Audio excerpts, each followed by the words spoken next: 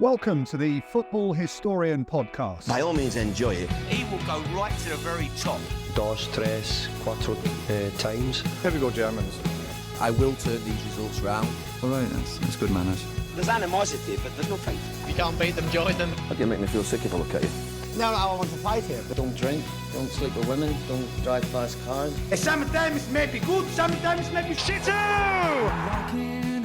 Hello everyone and welcome to the Football Historian Podcast today. I'm very honoured to be joined by George Scott. Thank you very much for making the trip to the garage for a chat about your career. Nice to be here, Peter. Nice to meet you and be back to see you again after the recent time we had at Tommy Lawrence's book launch. You've helped me a lot. Obviously, you've helped me in the Billy Liddell book. We've had the Tommy Lawrence book. But we want to talk about you today. Obviously, your book is here. People may have heard of it, The Lost Shankly Boy. You and Jeff Golden wrote it. It's a great story. We're obviously going to talk a bit about what is in the book because we want to talk about your career today. So I just want to start with, before you moved to Liverpool, you're growing up in Aberdeen, what was like the start of your football career, really? Well, originally I played for Aberdeen schoolboys, school select team from all the schools in the city. So I played for them, and then I was spotted by a number of scouts when I got to around about the age of 15. And Liverpool weren't one of them at the time. I only wanted to play for Aberdeen. Like most people, went to play for the local team.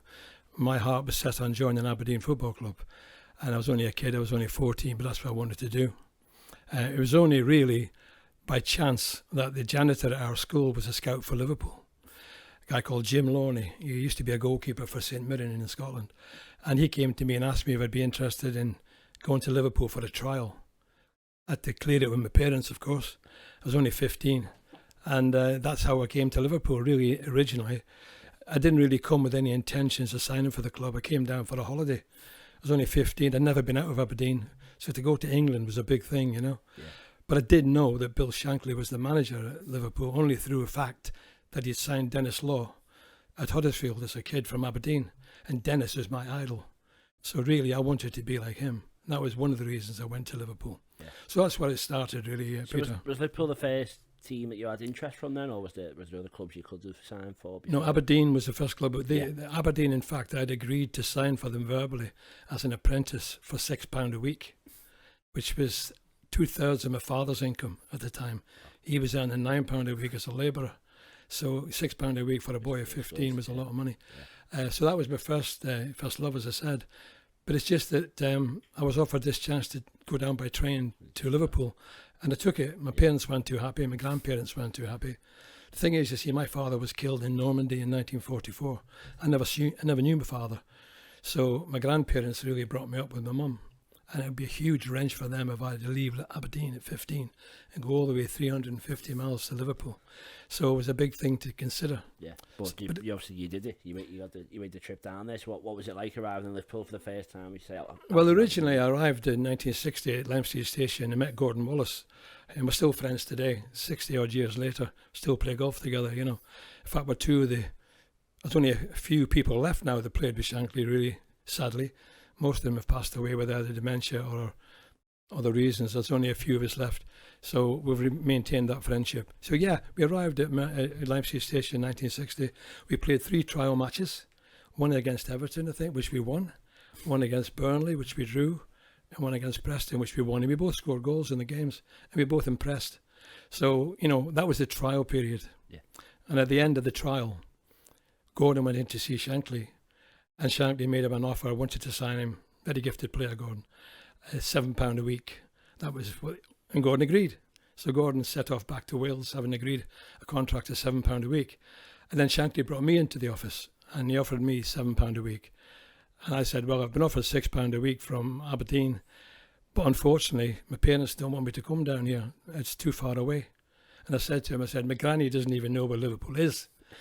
Shankly said, you tell your granny, son, Liverpool is in the 2nd division at the moment, but they'll be in the 1st division next year. He wasn't interested in the geography of where Liverpool was. Yeah. He was only interested in where the team was. So he told me to tell her that. And he said, soon everybody will know where Liverpool is. And his voice and the way he spoke hit me like a bullet in the heart. Because I then thought to myself, I'm going nowhere but Liverpool. Yeah. So I had the big task of persuading my parents, my stepfather, my mother and my grandparents to let me go to Liverpool, which eventually they did.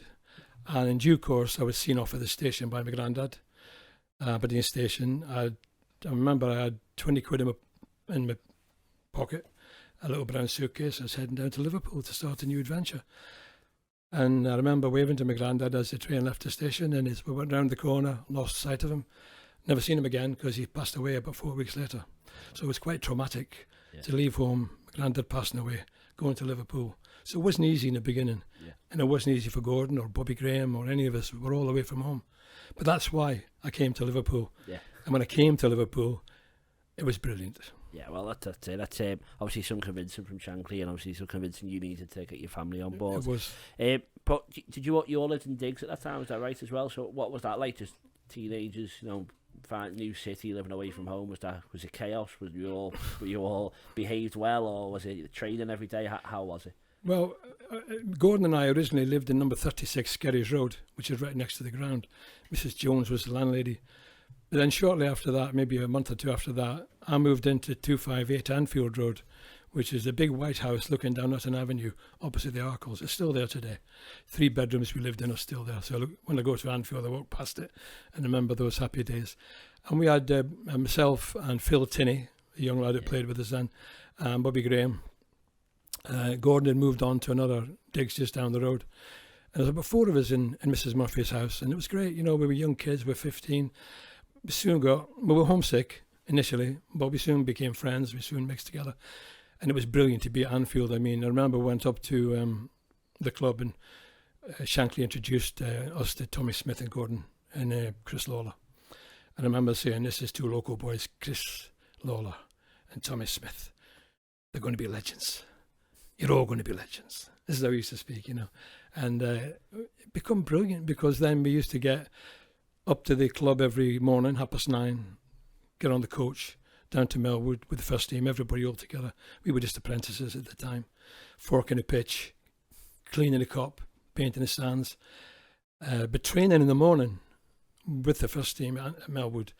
We used to go down there in the coach, we train for a couple of hours, come back up on the coach to Anfield, have a lunch in the canteen, and the rest of the day, a couple of hours in the afternoon, we'd do jobs, cleaning the boots.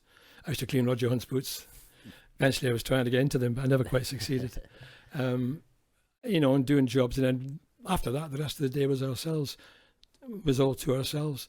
And you got to remember, Liverpool at that time, the Mersey beat was going on. The Beatles were playing live in the Cavern.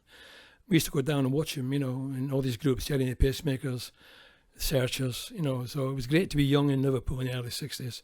It was like the centre of the world, because Aberdeen had a great team, Liverpool had a great team, Shankly was dominating everything in the news, and we were all ambitious, we all wanted to break through. Yeah. But the thing is, you had 2 years to prove yourself, from the age of 15 to the age of 17.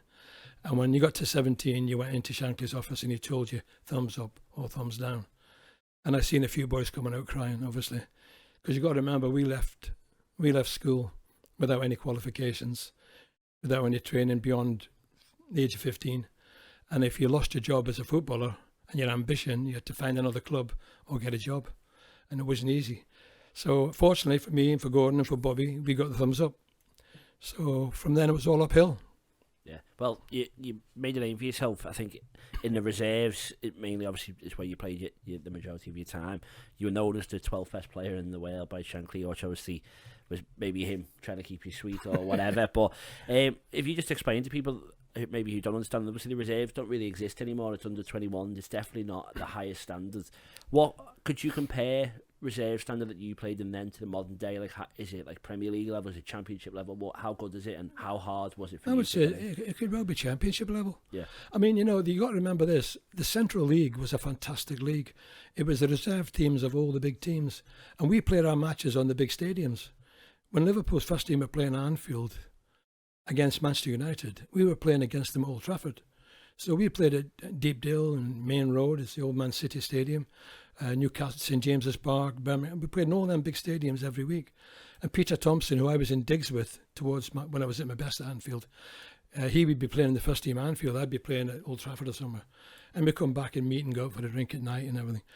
And the thing about the Central League was you had players who were maybe a bit past the best on the way down, and players like us who were on the way up.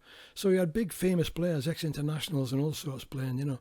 And I've got lots of programs from those days, and some of the names in those programs, I mean, you wouldn't believe. I mean, Leeds United team, they had Paul Reaney, they had Norman Hunter, they had Gary Sprake, you know, Peter Lorimer, all those people that perhaps the modern generation won't relate to, but people of a certain vintage will know they were great players. Yeah. Alan Clark, you know. So, you know, there was a great league to play in. I think I played 108 games for Liverpool, probably more than any other player in that period. And I scored, I think it was 34 goals. So it was a good ratio from midfield. And again, I think I was either the top scorer in them 3 years, 63, 64, 65, or second behind Harvey Harrismith. So, you know, I was right up there. But the problem was, as most people realised, there was no substitutes. And the team were phenomenal. Yeah. They were all legends, every one of them. Complete legends, internationals. And I can go through the team now, everybody can, you know, Lawrence Lawler, all the way through. So, you know, we were battling against the tide, really.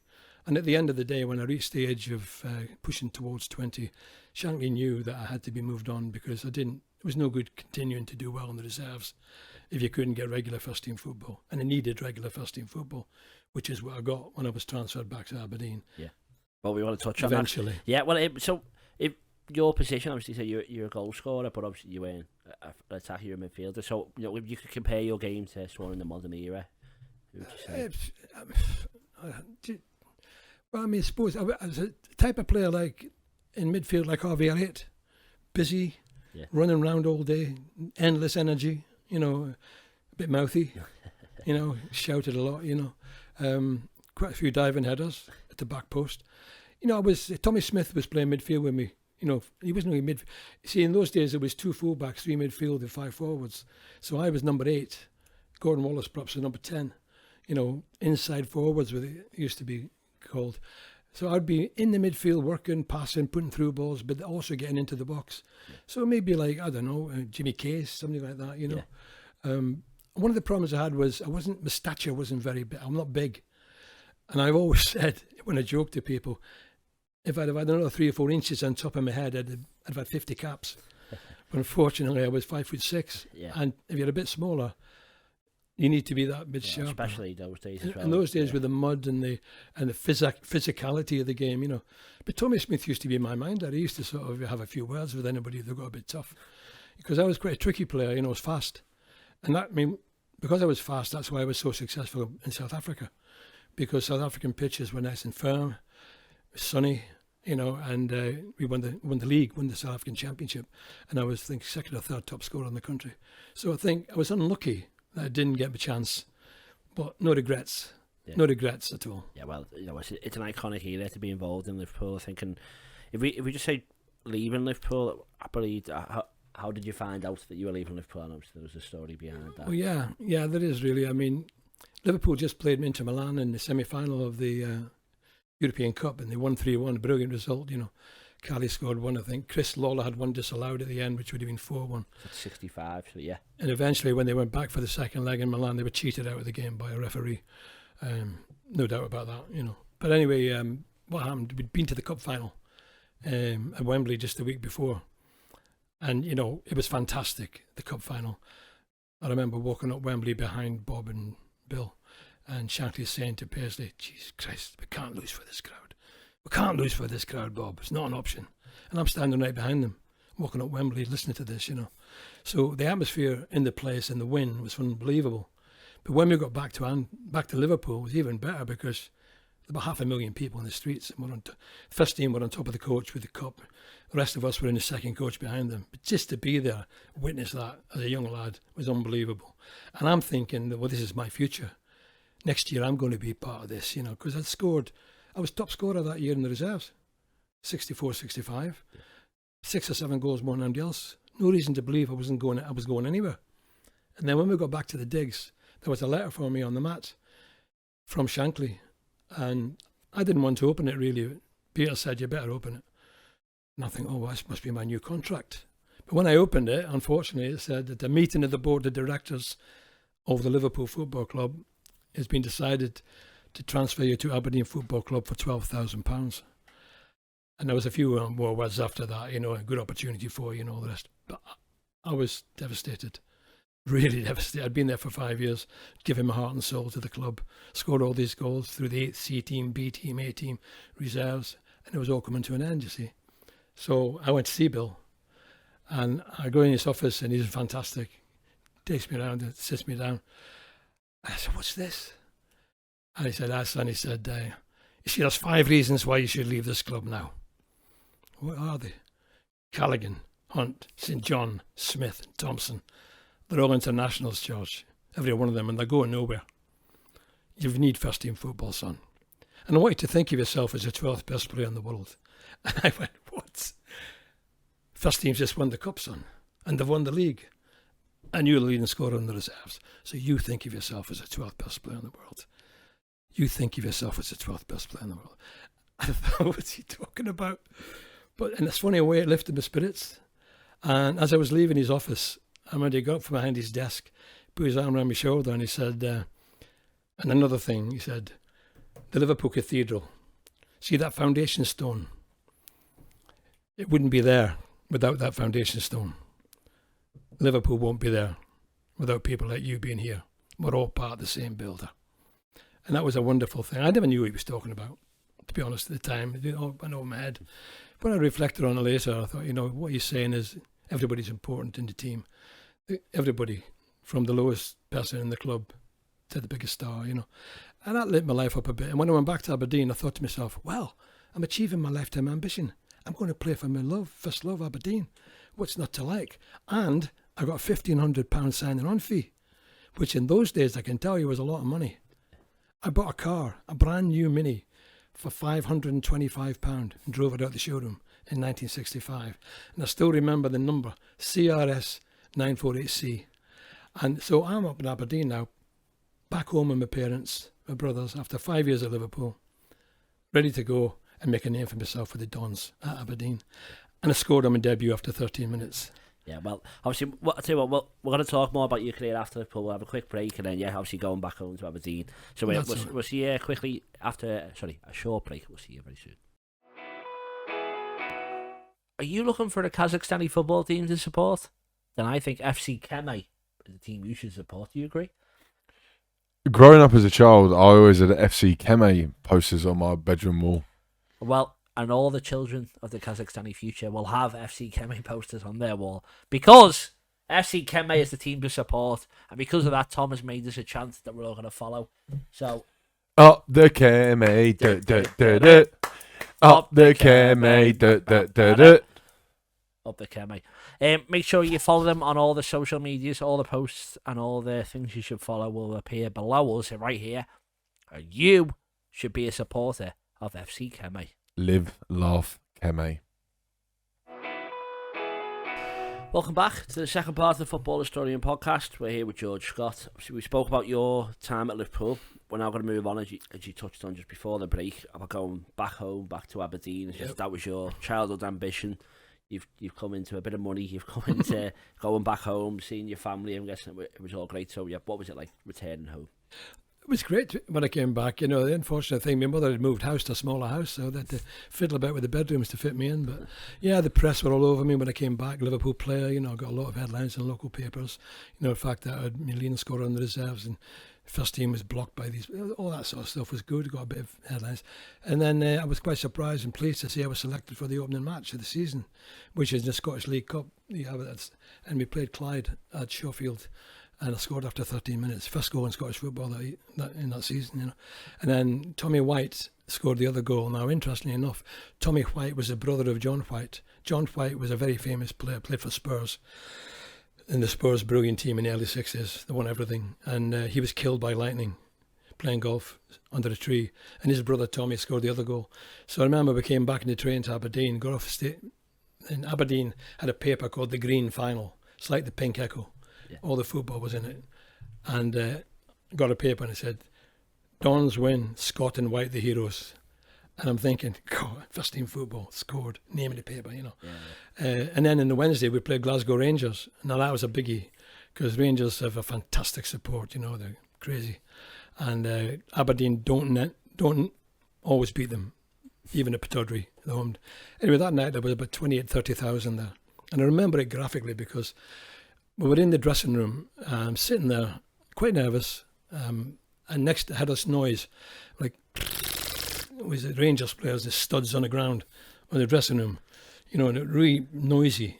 And when we ran out, Aberdeen had, in those days, it didn't have a covered stand. It was a huge terrace, packed, you know, and I ran straight out, look at this terrace, look behind the goal, and just a fantastic, lovely sunny day.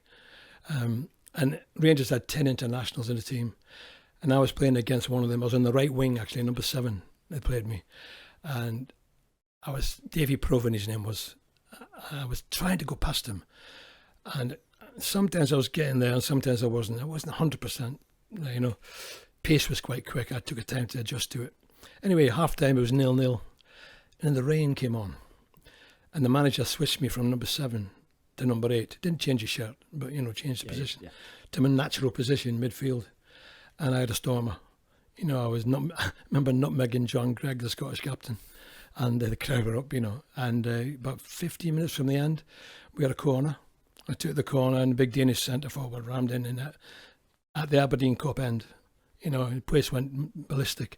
Next minute, all these bottles were coming flying out of the crowd round about me. Rangers fans throwing bottles on the pitch, you know. I had to make my escape back to the centre circle. And 10 minutes later, ball comes through the middle, slotted into the far corner, 2-0. So it was fantastic. That's your first 2 games. I remember going to the pub that night. The Gordon Hotel was packed, you know, and getting justly mobbed, you know. I had my Aberdeen tie, my sports jacket, and all that. Copying Peter Johnson with the tweed jacket, you know. New Mini outside, you know. It was great. So that was. And then the following on a Saturday we played. I think it was Still and Albion, beat them, and then we went to Tynecastle, and we played Hearts. Unfortunately, we lost 2-0, but I had a good game. I had a pretty good game that night, although we lost. Goalkeeper was a lad called Tubby Oxton, John Oxton, who later went to Liverpool. And I remember Hart scored a wonderful winning goal, 25-yard screamer, you know. So I was a bit of a downer. But then we were due to play Celtic, which would have been an even bigger game at Parkhead. We were training on the beach. Used to train in the sand dunes. And we had a little five-a-side after the training, and this lad, Tommy White, tackled me from behind, an innocuous tackle, and my knee went. The cruciate ligaments in my knee went. And in those days, it's bad now, but in those days it was a horrible injury. Put me out for actually 6 months. And that put kibosh on my Aberdeen career, really.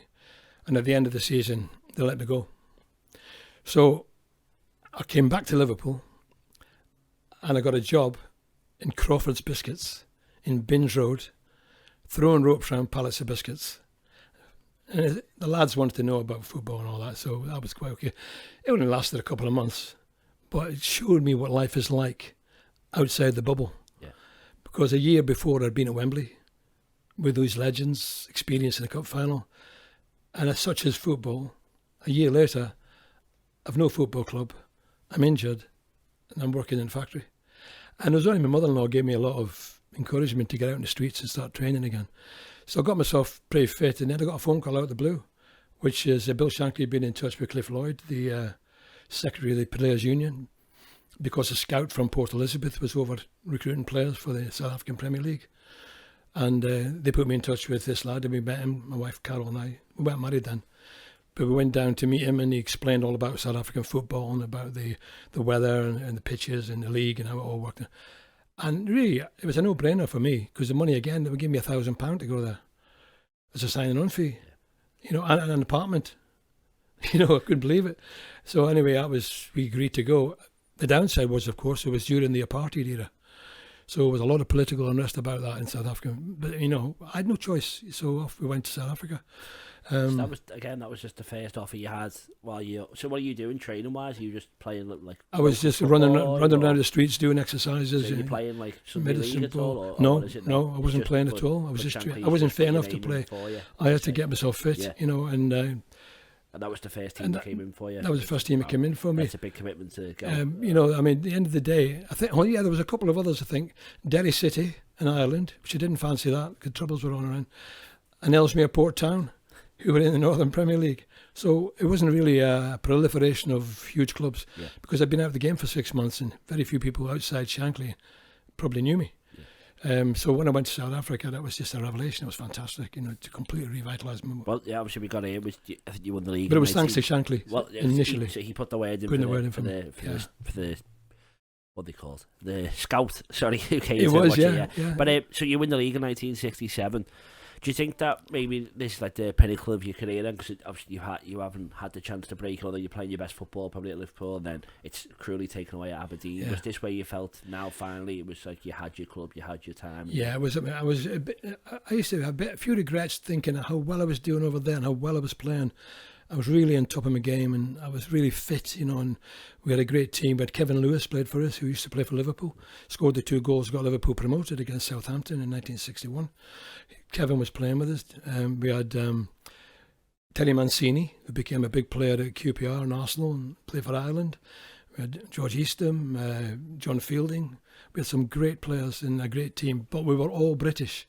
Every one of the team was British, and that was a big thing because Britain was against apartheid. And the black people that used to come and watch us were segregated behind the goal.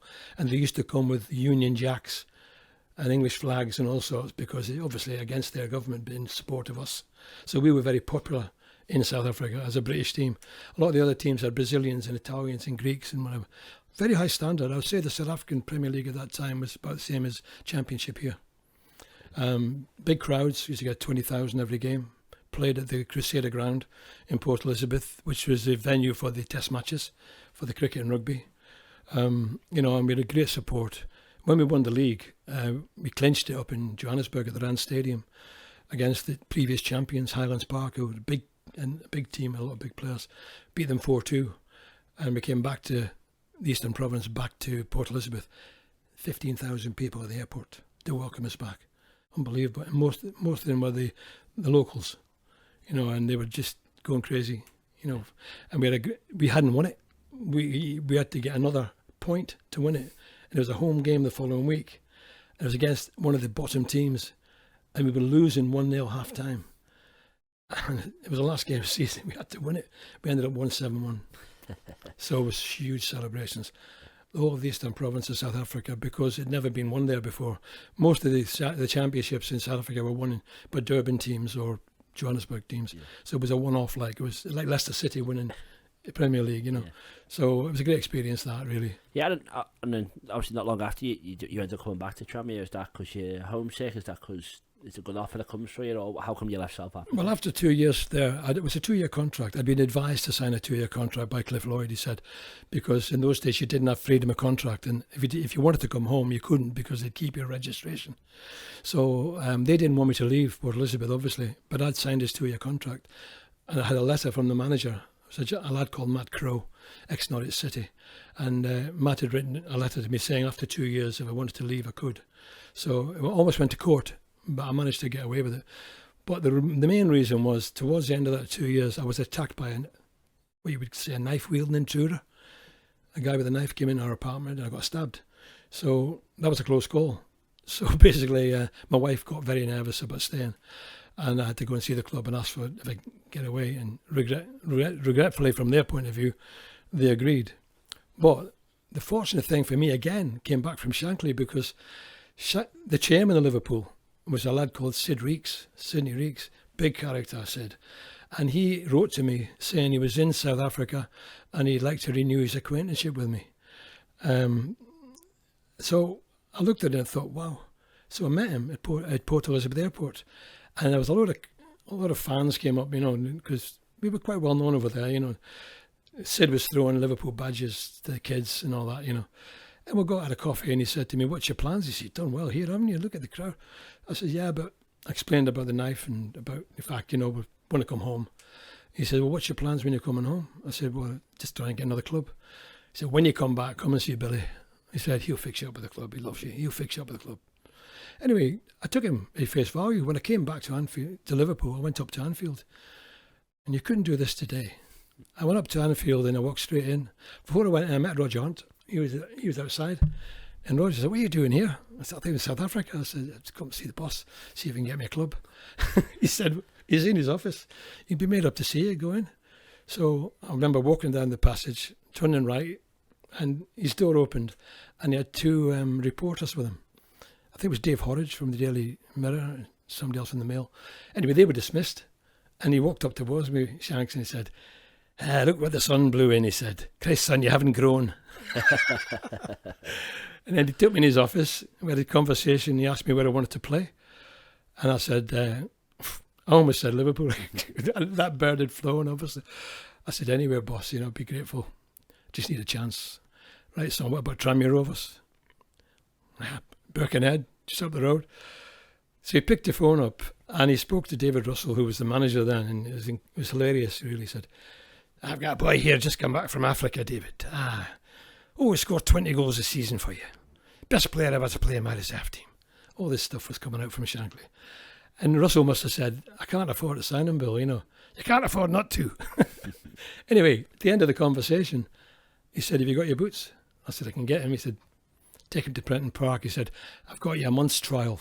Best I could do. First team wages, though. So I go over there, and I'm walking into Prenton Park. Dave Russell was an old-fashioned manager. He used to have a little brown tit for hat, coat. He came down, looked at me, he said, I hope you can play, son. Just committed first team wages of a month. He said in Shankly's world. Didn't know who I was. Anyway, fair play to him. He put me in the first team against Derby County on the Wednesday night. It was a testimonial game for Alan King. He was a famous, well-known midfield player at Tranmere. 14,000 there. Derby County won the league the following year. They had Hector, Hinton, O'Hare, Shilton, McFarland. Clough was the manager, And I remember actually coming out onto the pitch, white shirt on at Tranmere, all Vaselined up, realising in my mind of one chance. And sometimes in life, you only get one chance, you got to take it. So I'm coming down and Clough stops me. Believe it's your debut, young man. Yeah, it is. And I'm trying to get away, and he says, good luck. I said, thank you. He said, I won't use the word he used. He said, you'll bloody need it. I didn't say bloody. Anyway, I heard the voice behind me saying that, and I went out, made me more determined. So as the game went on first half, I had a stormer. I don't know what it was guiding me. I mean, like I said, I nutmegged John Gregg in Scotland. Well, I nutmegged Dave Mackay. So, that's two famous nutmegs. And it was brilliant. 0-0 half-time.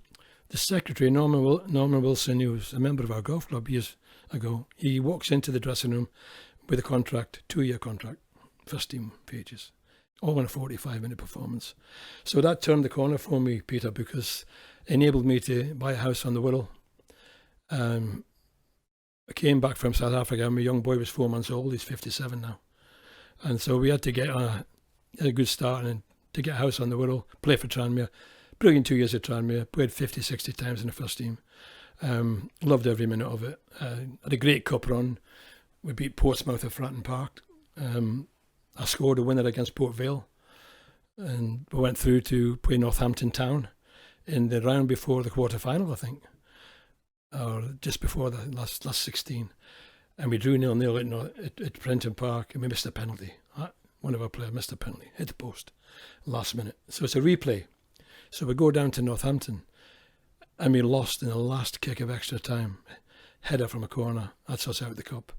And when the draw was made on the Monday, it came out Northampton Town versus Manchester United. So we'd have been playing against Best, Charlton, all the lot. And in the game, George Best scored 6.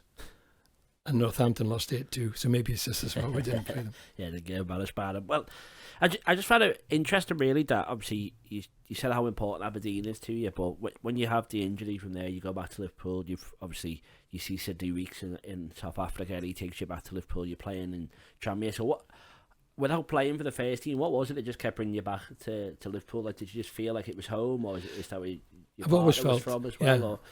Yeah. I've always felt it's like home. I mean, Liverpool's a fantastic city. Greatest supporters in the world, no question about that. They love the football. They've got a specific type of politics.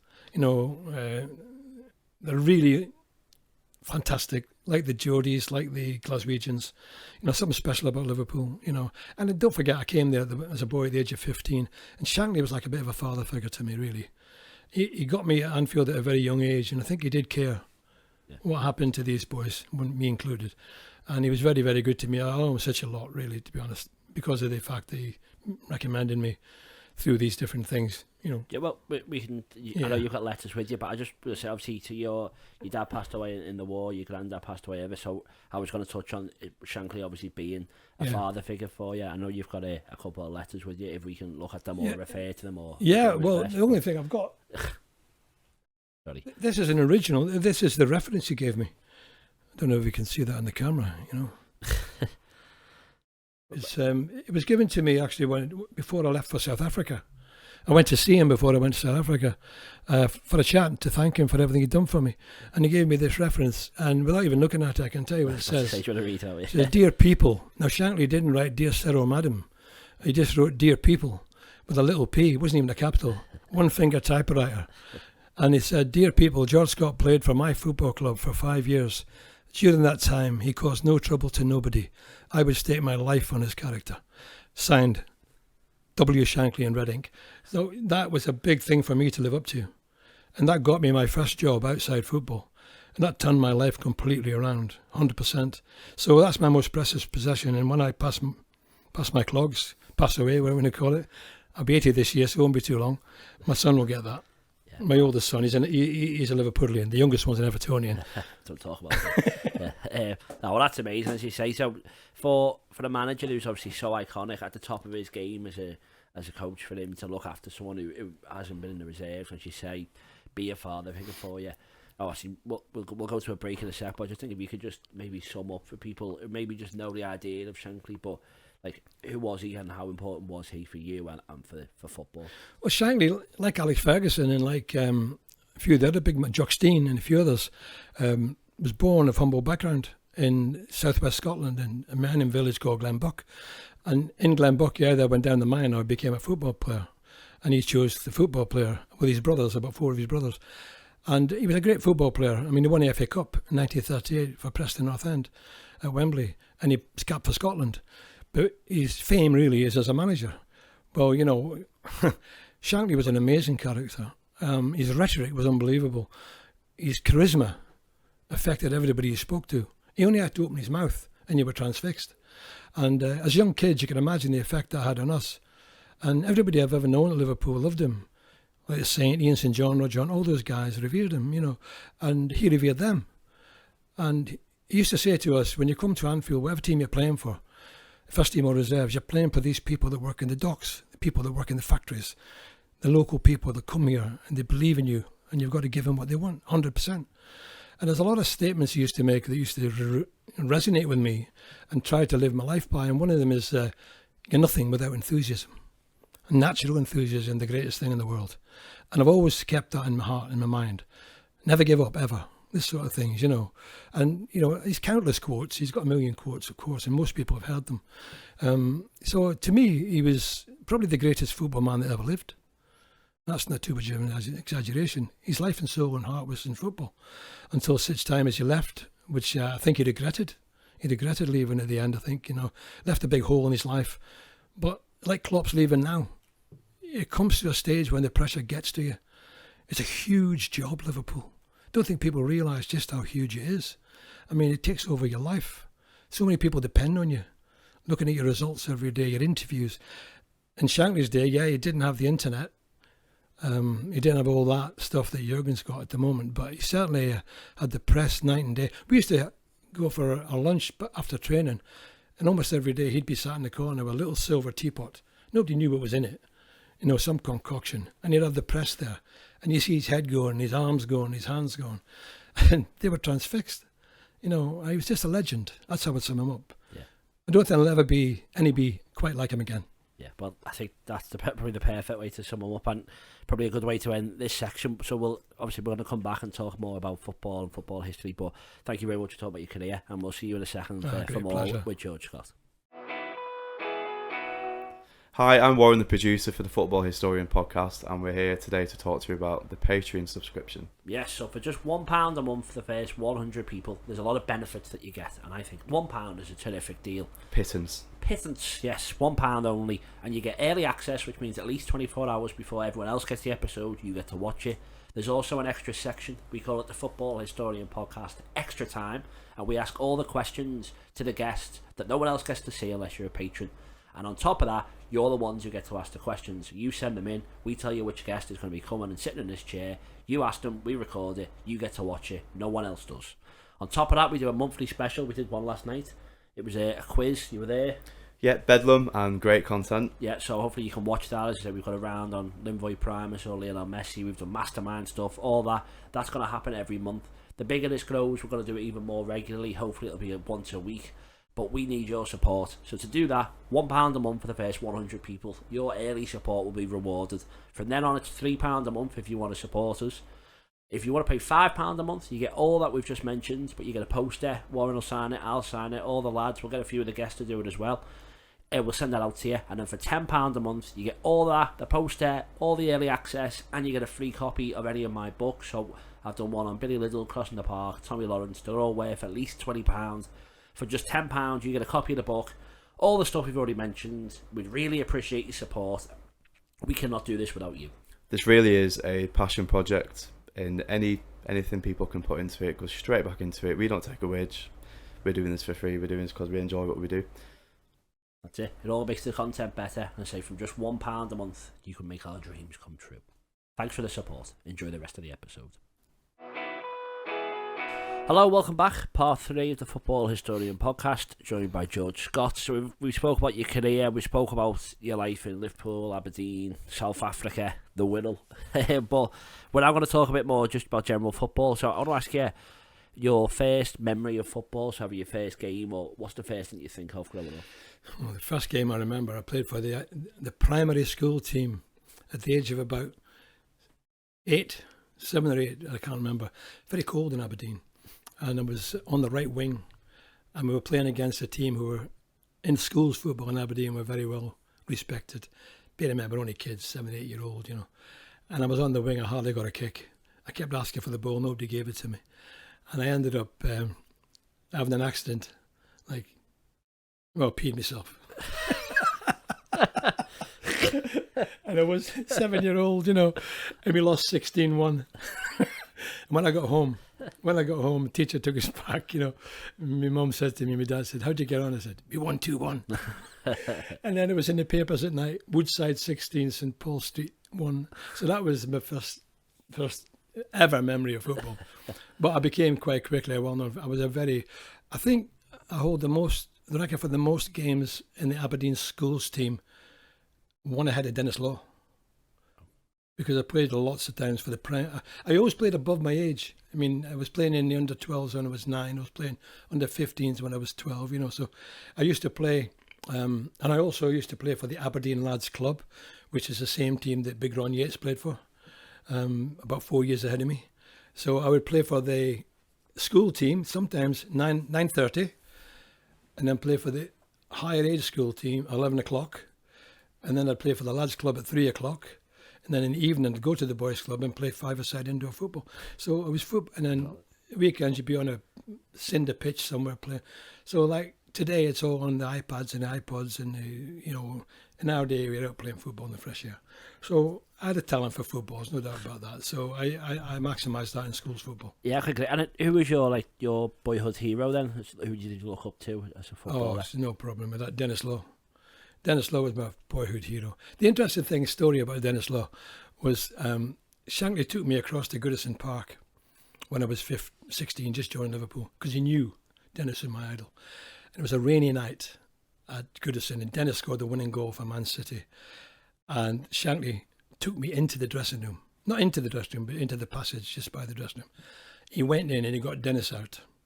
And he's still covered in his mud. And he scored the winning goal for a header. And he said, "Dennis, I want to introduce you to Georgie Scott from Aberdeen. He's going to be better than you, son." And I remember Dennis said, "You just tend to exaggerate, son."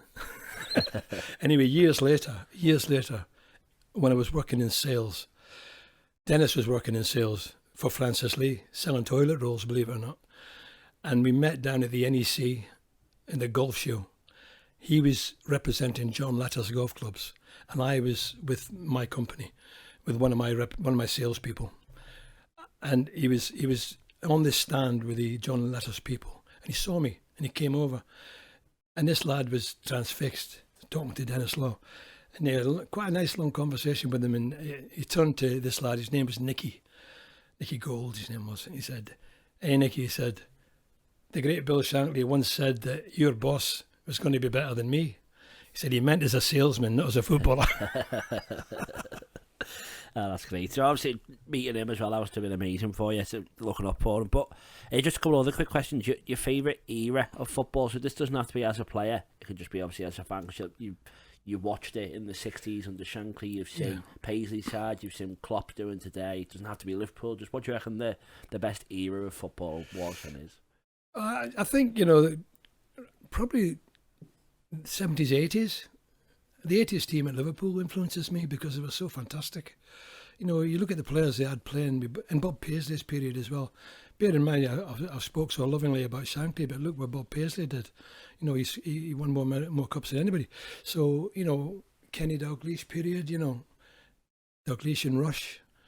I mean, it's very difficult. I mean, to be honest, the 60s were brilliant as well, because I'm steeped in that. But every generation thinks their generation's the best, The young lads now that are seeing Jurgen Klopp winning all these trophies for Liverpool these last 9 years, it's brilliant. They've had a chance to see that and to experience it. They never did before. 30 years without a premiership, and all the barren years after Souness, So, the guys in the 70s and 80s had a wonderful time. The guys in the 60s had a wonderful time.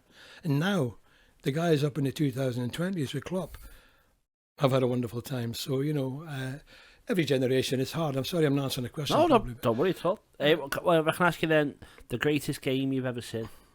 Greatest game I've ever seen? Yeah, you can play in it or you could have watched it, whatever. What comes to mind? Well, the greatest game playing is the Aberdeen Rangers game, I think, because it was so iconic for me as an Aberdonian beating Glasgow Rangers. All my family are Catholics.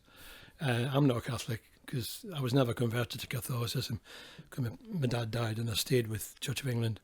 My mother married into a Catholic family, and they're all Celtic fans, so it was just iconic for me to play in that game at Aberdeen with all a big crowd. But the game that I remember most vividly is Istanbul, because I was there with my son, and to be there and watch Liverpool come back from the dead, from 3-0 down, and nobody anticipated that.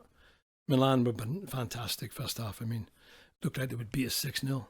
And then the cops started singing "You Never Walk Alone" and the whole thing turned around. And just to be there and watch that was unbelievable. And there's been so many other games at Liverpool. I mean, I don't know. I mean, I would say that would probably be, to me... I don't think there's much beating the FA Cup final in 1965, I'd put that above it. Yeah. Because that was the first time Liverpool won the Cup and I was there. And to be part of that was fantastic. So where were you sat for that? We sat in the main stand, not far from where the Queen... Where the Queen was sat. She was wearing red, which was good. Big Ronnie shook her hands and he's mud all over his. She had to wet his hands before he shook her hand, And the cop was singing "The Queen's wearing red." Yeah, the Queen's wearing red. Yeah. Okay. Well, if I can ask you then, obviously with such a keen interest and love for Liverpool, if you could name the top 5 Liverpool players of all time and in order as well, if that's okay, please. So 1, 2, 3, 4, and 5. God, that's a question and a half. Well, it depends where you look at it, really. But I'll say, for one season, Suarez, 1 season. But in general, I've got to go Dalglish, number 1. Gerrard, number 2.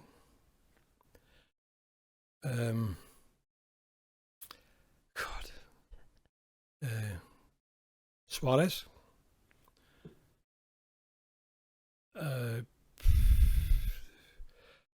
So many, man. I'll tell you. Roger Hunt. Number 5. Salah. That's not bad at all. I've seen quite a few more recent players there as well, obviously from someone who's watched it for a long time. If I can also then ask you, from your teammates that you've played with, could you name an all-time 5-a-side team? From people I've played with? People that you've played with. So whatever formation you want to play, you can put yourself in there if you want, but yeah, what would be the best 5 you've played with? So in goal? Ian St John. Ian St John up front, I'm guessing, yeah. Tommy Smith. Okay. Is he in the back midfield? He's in the back, yeah. He's in midfield, yeah. Tommy Lawrence in goal. Peter Thompson. Yeah. Attacking left wing.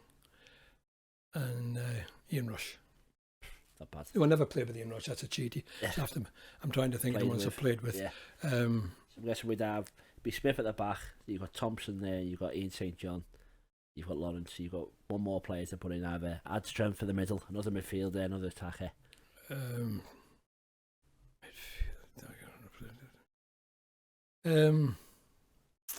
Soonest. Okay, not bad at all.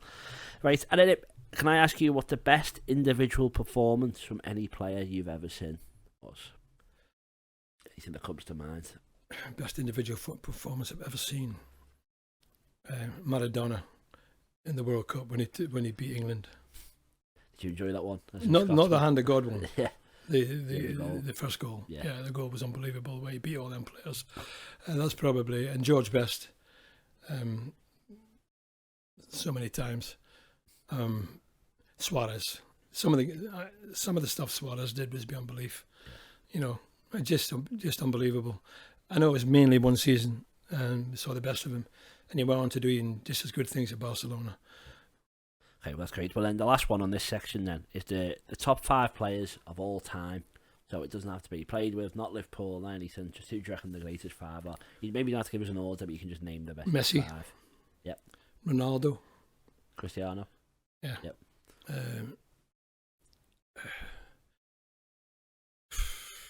Bloody hell. Bobby Charlton. 2 more. What is it now? Of all time, bloody hell. Oh. Billy Little. For what he did in that period and how he carried Liverpool. And he played for the rest of the world twice. Yeah. You know. And Stanley Matthews, only people to do it twice. Yeah. Tom Finney, who Shankly absolutely adored. Yeah. And if I have time for one more, I'd have to say Matthews. Okay, yeah, he could be your 6th, top 6. Right, okay, well, we're going to have another quick break, and then after that, we're going to have a debate on some of the biggest debates in football. Yeah, lovely stuff. So I'll see you after another quick break. Welcome back to the next section of the Football Historian podcast. Sorry, Pete, I'm really sorry to interrupt you. Where'd you get that shirt from? Oh, this Latium one was just from Classic Football Shirts. Where'd you get yours from? Thank you. Mine's from Classic Football Shirts as well. Wow. Well, when I bought my shirt, I used the code TFH10 to get 10% off all orders. Did you use the same?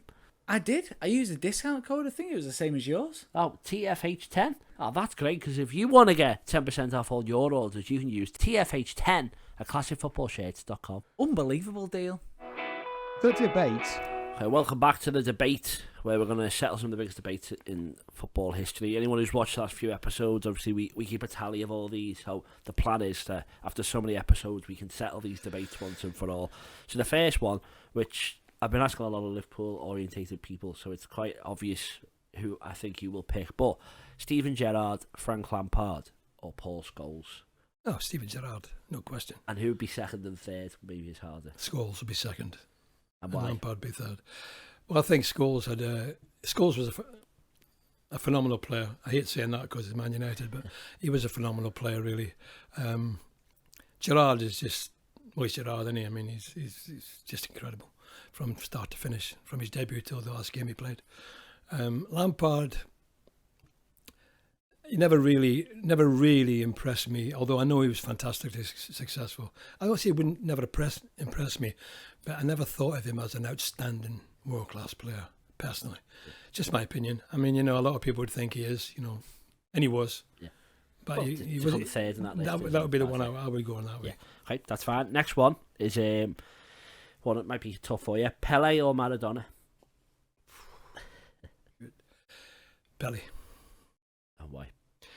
Well, because the number of goals he scored, 1,000 goals, you know, and he was playing in you know, over all those periods, he got kicked to death. I mean, and he scored in the World Cup when he was 15. You know, to win the World Cup, can you imagine that? Was he 15 or 16? Yeah, he scored 16, yeah. in Sweden. Yeah. You know, so I mean, but Maradona, there's not much between him, not a nose between them, to be honest. I've seen some stuff Maradona's done on YouTube, and it's quite phenomenal. You know, he's an unbelievable player. You know, Pele, Maradona, and Messi.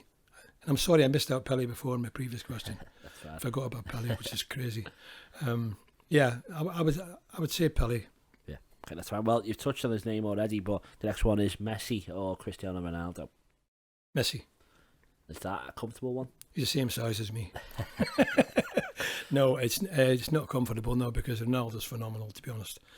But I've just watched Messi and some of the things he does, some of the close contact play, and some of the way he moves with the ball for a small fella. Gets kicked to death.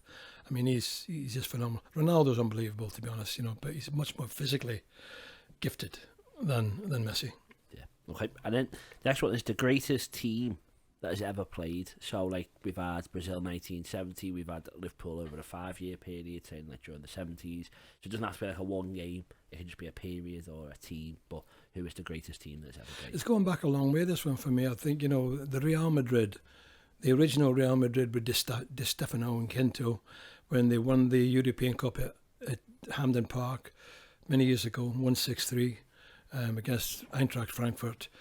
That was fantastic. They were an amazing team, I would put them right up at the top. Brazil 1970, when Gordon, when the way Pelé played and Rivellino and all those guys, they were fantastic, There's been so many. All these questions are so difficult because you've got so much to choose from. Yeah. The Liverpool's team in the 80s, with Souness and Dalglish and Rush and Terry McDermott, and just swept everything before them. Yeah, they were fantastic as well. So those would be the three. Okay, great. Next one then is, if Messi and Ronaldo are the best two players from the last 15 to 20 years, who is the third best behind them two? In the last 15, 20 years, like roughly.